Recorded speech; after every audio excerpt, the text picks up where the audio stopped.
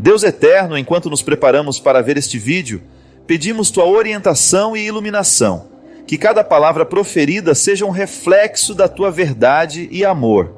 Capacita-nos a compreender profundamente os ensinamentos que serão compartilhados e a aplicá-los em nossas vidas. Que esta mensagem seja uma fonte de inspiração, fortalecendo nossa fé e renovando nossas esperanças. Amém.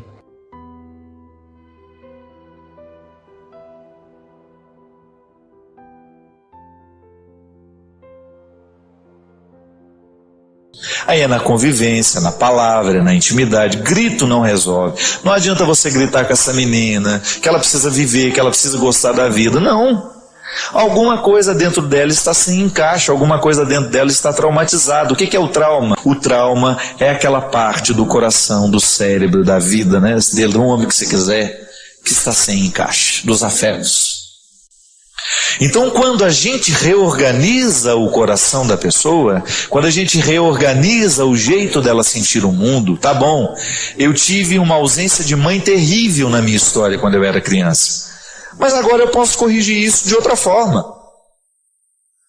Eu posso ter a segurança através de um irmão, eu posso retomar essa segurança através de uma amizade, de um relacionamento novo, e aí fazer de tudo para não jogar nesse relacionamento novo os meus traumas também, porque o risco é esse. Então, observando bem os nossos filhos, nós vamos descobrir o porquê que é que ele neste momento está dando defeito. Por que a adolescência, gente, é uma época em que a gente dá tanto defeito? Porque é uma fase de transição, talvez a mais definitiva da vida. Você não é mais a criança que você era, mas você também não é um adulto ainda. É um estado de não ser, né? É uma coisa meio esquisita. Então por isso que o adolescente é tão rebelde, ele quer rebelar-se contra todos, ele não aceita regras, ele acha que está tudo errado. Você tem que ter paciência com esse tempo da vida, daqui a pouco ele entra no eixo de novo. Você disciplinando bem essa transformação, sendo capaz de compreendê-lo, ele nunca pode achar que você não o compreende. Porque até mesmo porque para você estabelecer o limite que ele vai ter que viver, você precisa mostrar que você tem interesse nesse processo dele. Não banalizar o que ele sente, né? Que às vezes nós banalizamos o que o outro sente. Ah, isso que você está sentindo é uma bobagem. Não, nunca diga isso. Se o outro está sentindo, então não é uma bobagem. Precisamos entender. Então às vezes, Helena, o que nos falta é olhar para essas pessoas que estão do nosso lado e ajudá-las a retirar aquele peso, porque não é normal que a gente queira morrer aos 16 anos. Não é normal que a gente queira morrer hora nenhuma, né? Se de repente a gente está perdendo o gosto pela vida, cuidado. Não deixe isso crescer dentro de você. Semana passada eu tive um encontro que me ensinou muito, mais uma vez, isso que eu estou dizendo. Que eu gosto de concretizar na prática aquilo que eu sei na teoria. Um amigo meu me procurou e me contou que tinha feito algumas escolhas que não estavam de acordo com o que ele é. Sabe quando você descobre que existe uma inaptidão entre aquilo que eu sou e aquilo que eu estou fazendo? Por exemplo, Vanilson é pianista. Bom, né? Se de repente retira o piano da sua vida, Vanilson, e fala assim, você não vai poder mais tocar esse piano. Você vai sofrer, não vai? Porque a música faz parte da sua vida. Está no seu sangue. Olha o que é bonito, está no sangue, isso é uma expressão muito séria. Se está no sangue é porque faz parte de mim. Se porque está de fora, não faz parte de mim. Essa roupa pode até me servir, mas não faz parte de mim. Eu sou o Padre Fábio mesmo sem essa camisa, sem esse sapato. Eu trouxe, mas posso mudar, posso vestir uma outra. Agora, aqui dentro, existe uma realidade que pede, que clama o tempo todo por coerência. Eu preciso estar no lugar certo. Então, quando eu começo a permitir que o meu ser fique habitando um lugar para o qual ele não foi feito, eu começo a comprometer o sentido da minha vida. E era justamente sobre isso que falava meu amigo, chorando, dizendo, eu estou no lugar errado, fazendo a coisa errada. Estou traindo a minha essência, estou traindo o que eu sou. Não pode. Não pode ficar um dia a mais. Se você descobre que você está traindo a sua essência, insistindo em ficar numa situação para a qual você não foi feito, você está comprometendo o sentido da sua vida. Minha gente, o que Jesus fazia com as pessoas era isso. Encontrava a pessoa certa no lugar errado e fazia o quê? Dava um jeito de orientá-la para que ela estivesse no lugar certo. É igual planta. Se você desconsidera a natureza da planta, aquela planta foi feita para lugares úmidos, eu insisto em transplantá-la, tiro ela do lugar úmido e coloco no lugar seco. Não espere, não adianta fazer nada, ela vai morrer. Estou lá na luta com as minhas palmeiras. Plantei umas palmeiras lá lindas, todo dia eu olho para ela, ai meu pai, será que elas vão sobreviver? Aí estou fazendo de tudo que eles falaram que eu tenho que fazer para que ela sinta menos o transplante, né? Aí eu fico tentando favorecer o crescimento para que ela não morra, eu não quero que ela morra. E você sabe que eu olho para o meu jardim lá, que agora eu estou tendo a oportunidade de cuidar, eu fico vendo o que Jesus fazia com as pessoas, é a mesma coisa comigo, minha gente. Eu também sou uma planta que, se estiver no lugar errado, eu morro. Não tenha medo. Não tenha medo de olhar para o lugar que você está, a vida que você está vivendo, e mexer nisso tudo. Ninguém nasceu para ser drogado, ninguém nasceu para ser triste, para ter problemas sim, porque faz parte da vida. Mas ficar o tempo todo alimentando um processo de depressão, de angústia, de ansiedade, não. Passa. De vez em quando a gente se entristece, de vez em quando alguém vai fazer alguma coisa errada para nós, alguma coisa ruim que vai nos machucar, mas você passa. Se você estiver plantado no lugar certo, você suporta tudo isso. Esse não é o nosso esforço, minha gente, é o meu, é do Ivanilson, é seu. A gente descobrir o lugar no mundo, sabendo que o que Jesus quer fazer conosco é isso, oferecer-nos o lugar certo. Conversão é isso, é você dar os passos para ocupar o lugar certo. A realização que eu quero, que você quer, e que Deus já quis muito antes de nós. É isso que eu lhe desejo. Que no dia de hoje você possa ir dormir, pelo menos incomodado com isso. Que você acorde amanhã, que você vá dormir assim, e que você acorde disposto a viver bem o seu lugar no mundo. Não imagine muito não, viu? Olhe para o seu redor, olhe ao seu redor e descubra o que você pode fazer hoje para que você possa ser a pessoa certa no lugar certo. Uma pergunta bem feita, ela tem o poder de gerar respostas muito criativas dentro de nós. Ou então, quando não conseguimos chegar às respostas, a pergunta mesmo se encarrega de nos levar a um processo de mudança. Eu, por exemplo, quando eu me pergunto, o que um ser humano precisa para ser feliz? Eu posso querer encontrar as respostas colocando todas as dimensões da felicidade material, que não é nenhum problema. Eu preciso de realidades materiais, eu preciso do conforto onde dormir, eu preciso de alimento. Mas quando eu entro nas dimensões espirituais da felicidade, aí isso não tem fim.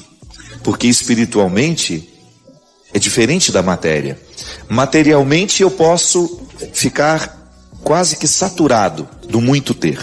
Eu encontro pessoas que têm muito o tempo todo e eu sei quão difícil é para elas administrar tudo que têm. Às vezes passa uma boa parte da vida e do tempo administrando o que materialmente conquistou. E não é desfrutando não, viu? É administrando. Eu gosto de dizer isso. Eu já experimentei o não ter e hoje eu experimento o ter.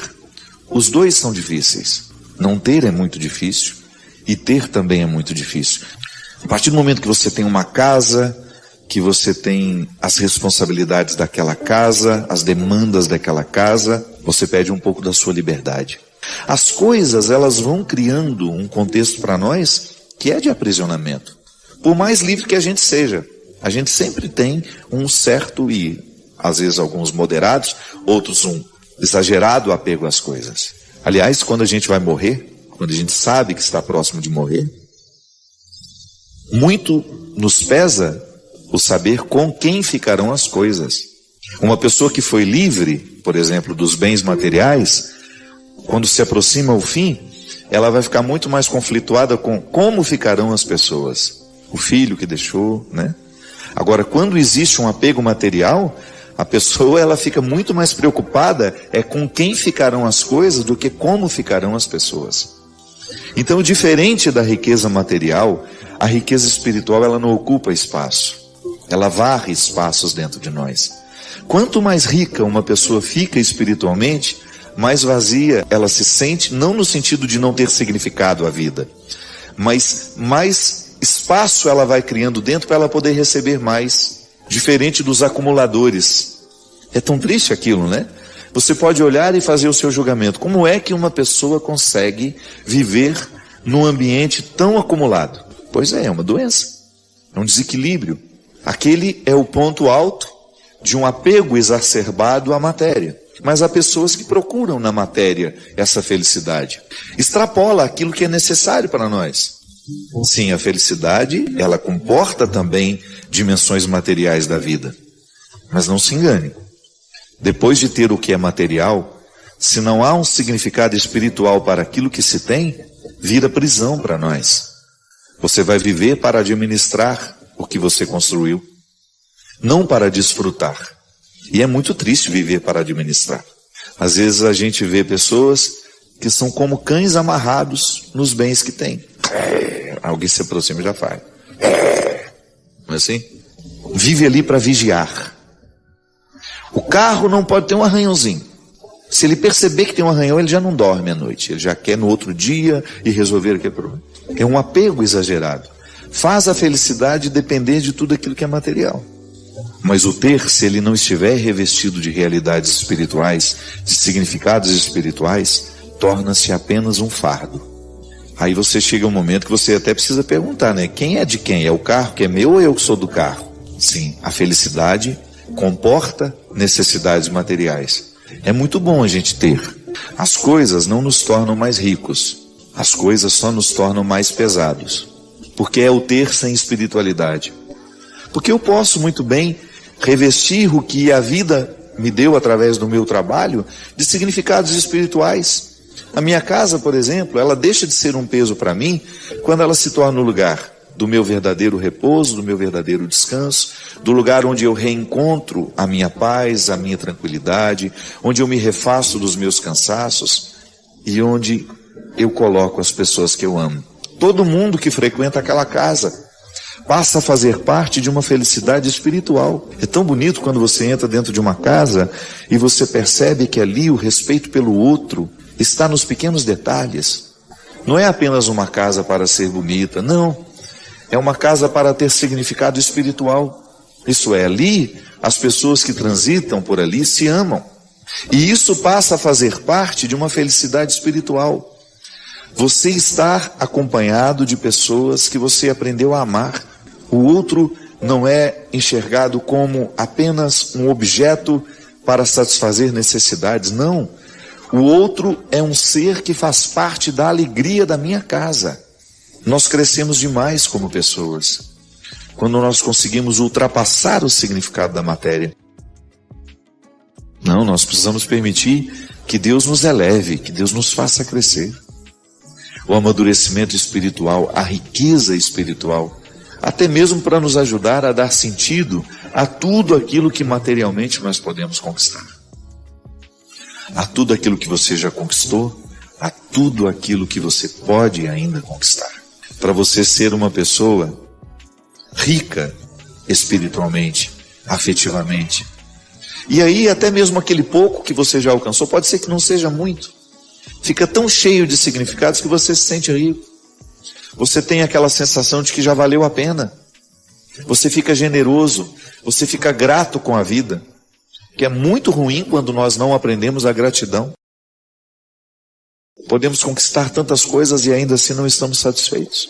Por quê? Falta a riqueza espiritual de ser grato.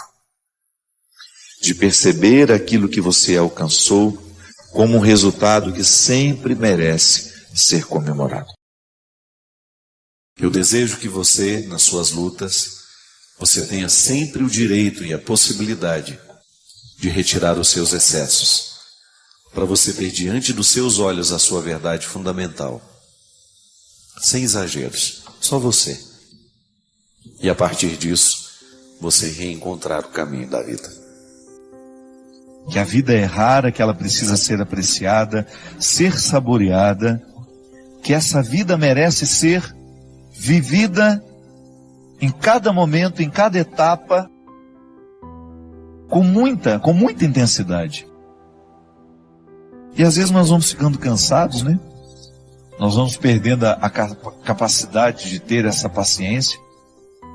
Pode observar, quando nós estamos estressados demais, a primeira coisa que a gente perde é a paciência. A gente tem dificuldade de lidar com o tempo, a gente tem dificuldade de lidar com as esperas, com as demoras, a gente quer tudo para ontem. A gente coloca a nossa alma num ritmo tão acelerado e que é tão contrário a ela. Minha gente, nós precisamos prestar muita atenção no ritmo que nós estamos dando à nossa alma. Muitas vezes nós estamos fazendo a nossa alma viver num ritmo que sufoca, que mata aos poucos. E quem é que impõe esse ritmo à alma? O corpo. Porque nós não podemos separar as duas realidades. A antropologia cristã nos ensina que corpo e alma precisam ser conjugados juntos. Mas você não pode esquecer que elas têm necessidades diferentes. São duas realidades que necessitam de coisas diferentes. O corpo precisa de atividade física, precisa de alimento, precisa de descanso, precisa de conhecimento. Não é assim que funciona? Se você cuida bem da saúde do seu corpo, você vai observar a necessidade de vez em quando fazer um check-up, fazer um exame de sangue, examinar tudo aquilo que é o funcionamento do seu corpo, porque você quer viver, você quer ter saúde. Então, para ter saúde, é preciso administrar as necessidades do corpo. É preciso compreender o mecanismo do corpo, como é que ele funciona, quais são as necessidades que ele tem. O corpo precisa ser hidratado, então por isso a gente não pode esquecer de beber água. O corpo precisa de higiene, por isso que nós não podemos deixar de tomar banho, cortar o cabelo, cortar as unhas. O corpo precisa de ter dinâmica, ele precisa estar disposto. Para isso que a gente coloca uma disciplina de atividade física, para que esse corpo não fique envelhecido mais do que a idade que você tem. Isso também acontece, às vezes a gente está com 50 anos, mas por causa da vida errada que a gente deu ao corpo, que a gente impôs ao corpo, talvez a gente já esteja com 70 anos na carne, mas não na realidade. Então o corpo tem necessidades que, se a gente não observa, ele entra num processo de falência logo. Aí aquela vida bonita que você poderia desfrutar, você não desfruta porque você foi negligente com as necessidades do seu corpo. Aí você vai para as necessidades da alma. Oh, meu Deus! Como são diferentes as necessidades da alma. A alma precisa de oração, a alma precisa de silêncio. Claro, é o corpo que faz esse silêncio para que depois a alma possa sentir. Eu gosto de dizer que quando o corpo fica calado, até que a alma comece a sentir os benefícios do corpo estar quieto e calado, vai um tempo. Não é imediato. A alma fica rebuliça dentro do corpo porque a gente está sempre apressado. Nós estamos dando ao corpo um ritmo alucinante constantemente. Então a alma tem dificuldade de descansar. E a oração, a verdadeira oração, é aquela que, calado o corpo, a alma também começa a se calar. E aí ela começa a ficar propensa a Deus. Ela começa a ter a possibilidade de ter um encontro com Deus. Por quê? Ao disciplinar o corpo numa quietude e num silêncio, a alma começa a entrar neste contexto de silêncio, de quietude, que é onde a gente vai ter a oportunidade de ouvir Deus falar com a gente. Porque eu vou te contar uma coisa, hoje é impressionante como nós encontramos pessoas que estão destruindo as suas vidas porque não aprenderam a paciência. A pressa nos mata. Você que está me ouvindo? Eu tenho certeza que você sofre na sua carne as consequências da sua ansiedade. A ansiedade te adoece. A falta de paciência prejudica o seu relacionamento com os outros. A sua vida te exige. Você tem uma vida social que te joga para fora o tempo todo. Você trabalha muito. Você encontra muita gente. E qual é o espaço que você cria para criar dentro do seu coração este espaço de paciência que só Deus pode nos dar? Qual é o espaço que você cria para que Deus tenha condições de moldar a sua alma de acordo com a sua vontade, com o desejo que Ele tem? Qual é o espaço que você oferece a Deus para que o seu florescimento espiritual aconteça? Para que você não se desgaste demais nessa vida que não para, nessa vida que é tão rara e que muitas vezes você não percebe por causa do modo de vida que você escolheu viver? Eu já lhe disse isso aqui uma vez e volto a repetir. O fundador da Congregação dos Padres Sagrado Coração de Jesus, lá onde eu fui formado, graças a Deus, toda a minha formação eu devo à Congregação do Sagrado Coração de Jesus. Para Padre João Leão Deon, ele dizia assim: Deus não pode fazer nada com as nossas obras se antes Ele não possuir o nosso coração. É disso que eu estou falando. Quando nós oferecemos a Deus o nosso serviço e esquecemos de oferecer a Ele o coração, que é a metáfora de todos os meus bastidores, Deus não poderá restituir aquilo que eu ofereço ao outro através do meu trabalho. E em pouco tempo eu estarei oferecendo a mim. E oferecer a mim, somente a mim, vai me desgastar demais. Eu vou ficar cansado, eu vou perder a paciência, eu vou ficar estressado, eu vou ficar bruto com as pessoas e eu vou esquecer a delicadeza, que é justamente a característica de todo cristão. Portanto, não tenha medo de introduzir na dinâmica do seu cotidiano o espaço da sua restauração interior. Pode ser 5, 10 minutos. Silêncio, oração, respiração profunda. O exercício da respiração profunda é excelente para quem quer descansar, para quem quer dormir bem. Uma boa leitura, uma música que vai lhe fazer bem. Padre, a minha questão é o seguinte: o perdão de Deus está acima de tudo o que nós fizermos e é só pedir perdão para que sejamos perdoados? Primeiramente, o perdão de Deus na nossa vida não é um processo mágico. Assim como a gente também sabe que na vida não existe nada mágico. Tudo é fruto de uma luta, de um processo, né? A gente não tem nenhuma solução mágica para as coisas. E Deus também nos trata segundo a vida. A teologia nos ensina que Deus não contradiz em nada a ordem das realidades criadas. Deus não pode interferir na história de maneira a contrariar a realidade criada. Deus não contradiz a criação. E o processo da vida humana está totalmente inserido ao processo da realidade criada. Eu sou um ser humano que vivo as regras da condição humana. Você é um ser humano que vive as regras da condição humana. E aqui existe aquela lei básica. O que a gente planta, um dia a gente colhe.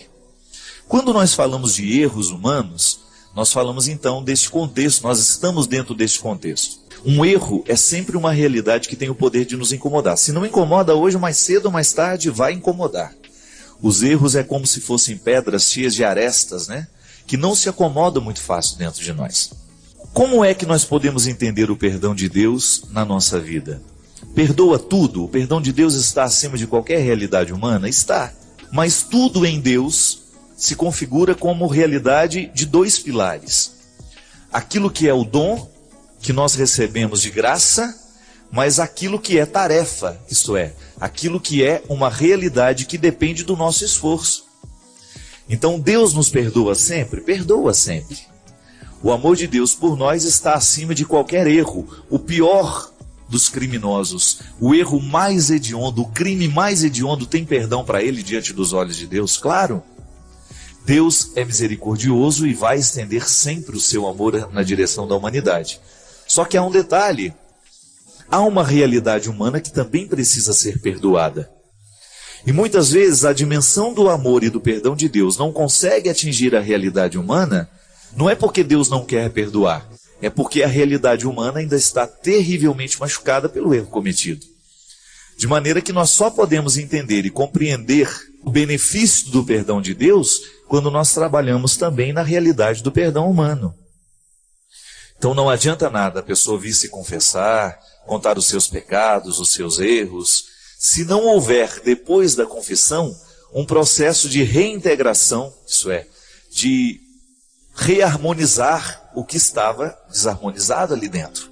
Então o dom de Deus, que é perdoar sempre, só vai ter eficácia na vida humana a partir do momento em que a certeza deste amor nos faz corrigir o que é humano. Por isso que o perdão é sempre um processo terapêutico de reconciliação, de cura, né?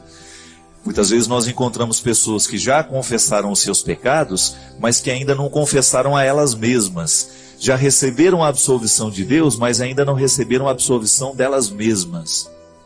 É interessante, eu me recordo daquele filme Titanic, né? Quando, já nas cenas finais, quando aquela senhora velha está contando que os botes, os barquinhos, né, que foram embora, quando não voltaram para socorrer os que estavam ali, à deriva, no mar gelado, porque tinham medo, os botes que cabiam ali, 80 pessoas, estavam com no máximo 20. Eles não foram lá no meio do naufrágio buscar os que estavam necessitando ser resgatados, porque eles tinham medo que na tentativa de subir, aquele monte de gente morrendo afogada, que na tentativa de subir nos botes, aqueles botes naufragassem também. E aí acabasse morrendo todo mundo. E eu me recordo que tem uma cena bonita, porque ela dizia assim, a senhora dizia, na verdade o que houve depois foi a tentativa de se reconciliar com uma história. Porque aqueles que foram salvos do naufrágio viveram eternamente com aquela consciência infeliz. Nós deveríamos ter voltado para buscar os que estavam necessitando de ajuda. E aí ela usa uma expressão bonita e triste ao mesmo tempo. Depois disso, passaram pela vida inteira esperando por uma absolvição que nunca chegou. Veja bem. Aqui você tem um fato, né, muito concreto para a gente entender o processo da absolvição humana.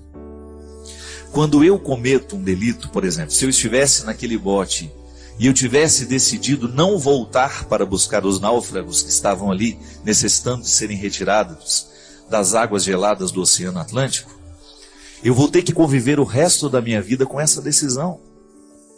Isso é processo humano.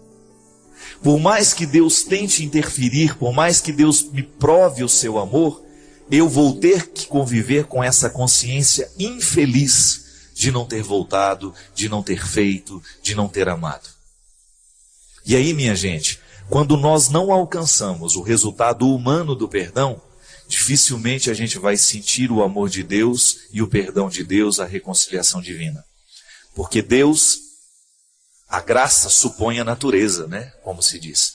Nós precisamos da realidade humana bem curada para que Deus seja plenamente revelado em nós. Por isso que santidade é processo de aperfeiçoamento humano. Como é que eu vou experimentar o perdão de Deus na minha vida? Eu experimento o perdão de Deus na minha vida à medida em que eu me perdoo, em que eu perdoo os outros, em que eu sou perdoado pelos outros. O contexto histórico do perdão é a vida. É aquilo que você remoe aí dentro do seu coração como culpa. Às vezes você já confessou tantas vezes esse pecado, Deus já lhe perdoou, tenha certeza disso. Agora o processo é seu, é o seu dever de casa. O dom já lhe foi entregue, é presente, é de graça o perdão. Deus já lhe perdoou gratuitamente, Ele não lhe pediu absolutamente nada. Mas é natural que a resposta humana seja dada a partir de uma tarefa. A tarefa bem feita é a garantia do coração sanado, do coração curado. Não é milagre, não é mágica. O perdão é um processo histórico de trabalho, como se você tivesse que todos os dias viver esse processo de reconciliação. E é claro, quanto pior o erro, quanto maior as consequências de estrago dos erros que a gente comete, maior será o trabalho que você vai ter. O pecado não é um problema para Deus, o pecado é um problema para nós. Porque nós é que temos que conviver com as nossas fragilidades o tempo todo. E eu até acredito muito nisso, porque a qualidade do cristão está diretamente associada à qualidade do trabalho pessoal que ele tem com ele mesmo. É a matéria humana sendo trabalhada todos os dias, lapidada, retirada nas arestas, né? Quando a gente descobre que há dentro de nós um processo humano a ser feito para que o processo de Deus em mim seja transparente. É igual um vidro sujo, gente. Quanto mais a gente joga luz naquele vidro sujo, maior é a sujeira que aparece. Mas isso não é para a gente ficar desanimado, não. Quanto mais luz você joga naquele vidro, maior é a necessidade que você tem de poli-lo, de limpá-lo, de tirar a gordura que se acumulou, a poeira que se acumulou. Às vezes nós estamos como vidros sujos, né? É muita gordura acumulada, é muita poeira acumulada na nossa vida pela falta de perdão, pela falta de reconciliação com a gente mesmo, com os outros. Então é um processo que a gente tem que cuidar todos os dias. O perdão de Deus está acima de todas as coisas, mas nós podemos dizer, mas ele depende o tempo todo da reconciliação humana que nós vivemos. Então, se eu preciso me reconciliar com o meu passado, com os meus erros, eu preciso me olhar com um pouco mais de misericórdia, às vezes eu preciso olhar com um pouco mais de misericórdia com o outro, aquele que nos ofendeu, aquele que nos machucou. Tudo isso é tarefa, é dever de casa que nós realizamos para bem experimentarmos o perdão de Deus na nossa vida. A gente não pode desanimar porque esse processo não para.